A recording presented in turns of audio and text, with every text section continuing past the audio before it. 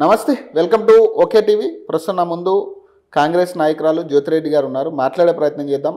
నిన్న పాడి కౌశిక్ రెడ్డి చేసిన వ్యాఖ్యలకు సంబంధించి ఒక మహిళగా వాళ్ళ రియాక్షన్ ఏంటి? ఎందుకంటే ఇప్పటికే పాడి కౌశిక్ రెడ్డి ఇంటి ముందు ఎన్ఎస్యుఐ నేతలు ధర్నాకు దిగడం జరిగింది. సో ప్రస్తుతం మాట్లాడే ప్రయత్నం చేద్దాం. ఇక నమస్తే. నమస్తే. పాడి కౌశిక్ రెడ్డి ఒక ఎమ్మెల్యేగా ఒక ముఖ్యమంత్రిని పట్టుకుని చేసిన వ్యాఖ్యలు, ఒక మహిళగా మీరు ఏం చెప్తారు దీనికి సంబంధించి? కౌశిక్ రెడ్డికి బుద్ధి లేదు, తెలివి లేదు. అసలు సీఎం రేవంత్ రెడ్డి గారిని అనే అంత స్థాయి ఉందా, అంత హోదా ఉందా? అసలు సీఎం రేవంత్ రెడ్డి గారికి ఒక్క మరకన్నా అలాంటి విషయాల్లో కానీ ఇది కష్టపడి పార్టీని పీసీసీ నుంచి సీఎం వరకు ఎంత ఇదిగా కష్టపడి పార్టీని ఇది చేస్తే పార్టీని ముందుకు తీసుకొచ్చి సీఎం అయ్యాడు. ఇప్పుడు వీళ్ళు ఓడిపోయారు కాబట్టి సీఎం అయ్యేసరికల్లా తట్టుకోలేక ఈయన ఏం చేస్తున్నాడంటే మధ్యలో మీడియేటరు, బ్రోకరిజం చేస్తారు చూసారా, బ్రోకర్ పనుల్లాగా ఈ చెప్పుకొని తిరుగుతున్నాడు. అసలు కౌశిక్ రెడ్డి ఎక్కడి నుంచి వెళ్ళాడండి? కాంగ్రెస్ నుంచి వెళ్ళాడు. అసలు ఎవరి పర్సన్ గా కౌశిక్ రెడ్డి? ఉత్తమ్ కుమార్ రెడ్డి రిలేటివ్. ఉత్తమ్ అన్న దగ్గరే నువ్వు ఇమ్మడలేక నువ్వు అక్కడ ఏమిటి భజనా స్వామి అన్నమాట, భజన కొట్టుకోవడానికి వెళ్ళి నువ్వు కేటీఆర్కి కేసీఆర్కి భజన కొట్టుకొని అక్కడికి వెళ్ళి నువ్వు ఎట్లా గెలిచావయ్యా? నువ్వు అసలు నీ నియోజకవర్గ సమస్యలు కానీ నీకు ఇంకా ఏం పని లేదా? నీ నియోజకవర్గంలో నువ్వు పట్టించుకోవా? వాడెక్కడ పోయాడు, వీడెక్కడ పోయాడు, ఆమె లేడీస్ని కూడా నువ్వు వదిలిపెట్టవు. ఎందుకు ఎక్కడికో ఎందుకు? కిందట 1.5 year 2 years కింద మన గవర్నరు తమిళసై గారిని కూడా ఏదో నువ్వు బిల్లు రిలీజ్ చేయలేదు, ఏం రిలీజ్ చేయలేదు, నువ్వు పక్కన పెట్టి పక్కన అని ఏదో బ్యాడ్ వర్డ్స్ వాడాడు. అది ఎక్కడ సెంట్రల్ మహిళా కమిషన్ వరకు వెళ్ళింది, అవునా కాదా? మరి అది చూసుకుంటే అసలు వీడికి ఏమన్నా బుద్ధి ఉందా? నీ నియోజకవర్గం పనులేంటి? నీ బిడ్డని, నీ వైఫ్ని రోడ్డు మీదకి తీసుకొచ్చి ఓట్లు వేయకపోతే మేము ఇంకా సూసైడ్ చేసుకుంటాము అని అనేసి ఒక చిన్న పిల్లని, ఆ పిల్ల ఏజ్ కూడా నాకు తెలిసి 15 years లోపల ఉంటాయి అనుకుంటా, ఆ పిల్లని మాకు వేరే గతి లేదు, మా నాన్నని గెలిపించండి అని అంటే అందరూ ఒక చిన్న పిల్ల వచ్చి నేను అడిగి పనులు చేయిస్తానంది. సరే, అది పార్టీ గెలిచిందో గెలవలేదో తర్వాత ఈయనైతే గెలిచాడు కదా. మరి గెలిచినప్పుడు నువ్వు అసలు కాన్స్టిట్యున్సీ పనులు చేసుకోవాలి. నువ్వు ఒక ఎమ్మెల్యేవి, నువ్వు కాన్స్టిట్యున్సీ పనులు చేసుకోకుండా ఎవరు ఏ బొక్కలో దూరారు, ఎవరు సీఎం గారికి 100 వ్యవహారాలు ఉంటాయి, 100 పనులు ఉంటాయి. ఒక రాష్ట్రాన్ని మనం ఒక ఫ్యామిలీని నడపాలంటేనే ఎన్ని వ్యవహారాలు చూసుకోవాలి. ఒక ఫోన్ ట్యాపింగ్ అంశం అనేది వాస్తవమా కాదు? ఎందుకంటే ఫోన్ ట్యాపింగ్లు అవుతా ఉన్నాయి మంత్రులు కూడా అని ఆయన పాడి కౌశిక్ రెడ్డి చెప్తా ఉన్నాడు. అన్ని ఆధారాలు ఉన్నాయి, బయట పెడతా అంటున్నాడు. ఆధారాలు ఉంటే ఫస్ట్ నువ్వు బయటికి బిడ్డ, నువ్వు బయటికి తీసుకురా, నువ్వు బయటకి తీసుకొచ్చి నువ్వు మాట్లాడు. నువ్వు మాట్లాడుకోకుండా ఊరికినే బురద జల్లేయడం ఏంటి? ఒక సీఎం మీద నువ్వు ఎట్లా బురద జల్లుతావు? ఆధారాలు లేకుండా నువ్వు ఎట్లా మాట్లాడతావు? భుజాలో కనబడ్డారు, ఇక్కడ కనబడ్డారు, అక్కడ కనబడ్డారు అని అనేసి ఎట్లా మాట్లాడతావు నువ్వు? సీఎం రేవంత్ రెడ్డి గారు రాత్రిపూట నువ్వు అదేనా? నువ్వు ఏం పనులు చేస్తావు? వాళ్ళు ఎవరి దగ్గరికి వెళ్ళారు? అయ్యో, నీ కాన్స్టిట్యున్సీ నువ్వు చూసుకో. ఆధారాలు లేకోకుండా నువ్వు ఎట్లా కంటావు? సీఎం గారిని నువ్వు ఎట్లా మాట్లాడతావు? రేవంత్ అన్నకి ఇప్పటి వరకు అలాంటి మచ్చ లేదు. నేను బల్ల గుద్ది చెప్తున్నాను. ఆ విషయంలో ఆడవాళ్ళందరూ, నువ్వు రుజువు చేయకపోతే ఆడవాళ్ళందరూ వచ్చి చెప్తున్నాను బట్టలిప్పిదంటారు. ఏమనుకుంటున్నావు నువ్వు? నీ నోటికి వచ్చినట్టు ఏ ఆడదాన్ని వదిలిపెట్టవు. హీరోయిన్ల సంగతి నీకేంటి అసలు? నువ్వు చూసావా? నేను హీరోయిన్ పేరు చెప్పొచ్చు కానీ అంత సంస్కారం అడ్డం వచ్చిన వాడివి నువ్వు ఎట్లాగే సీఎం రేవంత్ రెడ్డి గారిని నువ్వు ఎట్లా అంటావు? నేను కూడా కాంగ్రెస్ నుంచి వచ్చిన వ్యక్తినే. వాళ్ళు ఎక్కడెక్కడ కలుస్తారు, ఎవరిని కలుస్తారు అన్నీ తెలుసు. నువ్వు జూబిలీహిల్స్లో ఎవరితో పడుకున్నావు, దుబాయ్లో ఎవరితో పడుకున్నావు అన్నీ నేను బయట పెడతా అంటున్నాడు కదా. అంటే ఆయన జాబ్ ఏంటి? పండబెట్టడమా? ఎవరిని ఎక్కడ ఎలాగా పండబెట్టడమా ఆయన జాబు? తెలివిండి మాట్లాడుతున్నాడా? మరి వెళ్ళినోడు మరి ఇక్కడ అయిపోయిందని అక్కడ జాబ్ మారాడా? ఏం మాట్లాడుతున్నాడు? బిడ్డ, నేను చెప్తున్నాను, రేవంత్ రెడ్డి అన్న గురించి ఒక్క మాట కూడా ఎగస్ట్రా మాట్లాడితే మా మహిళలందరూ, మా మహిళా అధ్యక్షురాలు కానీ మా పీసీసీ అధ్యక్షుడు కానీ చెప్తున్నాము, ఊరుకునే పని లేదు. అందరు ఆడోళ్ళు వచ్చి చెప్పులు చేతలతో కొడతారు. బట్టలు ఇప్పదీసి కొడతారేమనుకుంటున్నారు? ఎలాగంటారు మీరు? అట్లా ఇలా ఒక రుజువు బయటకు తీసుకురండి.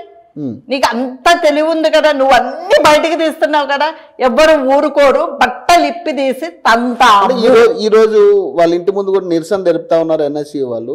ఇది కరెక్టేనా మరి నిరసన తెలపడం? కానీ నిరసన తెలపడం అంటే మరి నోటుకు వచ్చినట్టు ఒక్క రుజువు లేకోకుండా ఒక సీఎం ఒక రాష్ట్రానికి ముఖ్యమంత్రితో నువ్వు ఎట్లాగా ఇది చేస్తావు? ఎట్లా నిందలేస్తావు నువ్వు? నీకు ఏమన్నా ఉండాలి కదా, ఉంటే కదా నువ్వు వెయ్యాల్సింది. నువ్వు ఏమి లేకోకుండా వెళ్ళారు అంటే కేటీఆర్ గారి మీద అన్ని ఇవి వచ్చినాయి కాబట్టి దానికి ఏంటి అంటే వీళ్ళు బ్యాలెన్స్ చేయడమా? రేవంత్ రెడ్డి గారిని అనేస్తే సరిపోతుందా? ఇంకో పిచ్చి మాటలు ఏం మాట్లాడుతున్నాడు అని అంటే, అందరూ అంట ఫోన్ ట్రాప్ చేస్తుంటే మంత్రులు అందరూ సఫర్ అయ్యంట ఢిల్లీకి వెళ్ళంట, అక్కడ కంప్లైంట్లు ఇచ్చి చాలా బాధపడి గొడవలంట, ఫుల్ కొట్టుకోవడం, అందరూ వెళ్ళారండి. మంత్రులు ఫోన్ ట్యాప్ అయినాయి అంటున్నారు. అవన్నీ పిచ్చి మాటలండి. అసలు వెళ్ళింది దేనికి మీకు తెలుసుగా, మీడియా వాళ్ళకి వెళ్ళింది దేనికి? బీసీ బిల్లు పార్లమెంట్ లో పెట్టడానికి, చర్చ జరగడానికి మంత్రులు, కార్యకర్తలు, మా లాంటి పార్టీ లీడర్స్ కూడా మా కొలీగ్స్ చాలా మంది వెళ్ళారు. జనరల్ సెక్రటరీలు, వైస్ ప్రెసిడెంట్లు. అసలు యాక్చువల్లీ నేను కూడా వెళ్ళాలి, నాకు వేరే పనులుండి వెళ్ళలేకపోయాను. అందరూ వెళ్ళారు, ఫోన్లు చేస్తున్నారు, వాట్సాప్లో పెడుతున్నారు. నిన్న మొత్తం మీటింగ్ అయింది, నిన్న 11 o'clockకి స్టార్ట్ అయింది. దానికి ముందు రోజు అందరూ దీన్ని ఎలాగనని మరి రాహుల్ గాంధీ గారు ఎంత మెచ్చుకున్నారు తెలుసా? తెలంగాణలోని నేను ఆలోచించిన మించి చేశారు రేవంత్ రెడ్డి గారు. కులగణీకరణ అంత చిన్న విషయం కాదు, ఇది చాలా బాగా సక్సెస్ అయింది. ఎందుకంటే సక్సెస్ కాకపోతే మోడీ గారు ఇదే తీసుకొని మీకు తెలుసు కదా మీడియా వాళ్ళకి, దేశమంతా కులానికి సంబంధించిన వర్గీకరణాన్ని పెడతాము అని చెప్పారు. ఇది సక్సెస్ కాకపోతే ఒక ప్రధానమంత్రి ఎట్లా చెప్తారండి? ఇది పని లేక వీడికి పిచ్చన ఏమంటారు, పని లేక ఎమ్మెల్యే స్థాయి వ్యక్తి అంటే ఈ రకంగా ఒక ముఖ్యమంత్రి గురించి మాట్లాడడం అనేది కరెక్టా అనేది నా పాయింట్.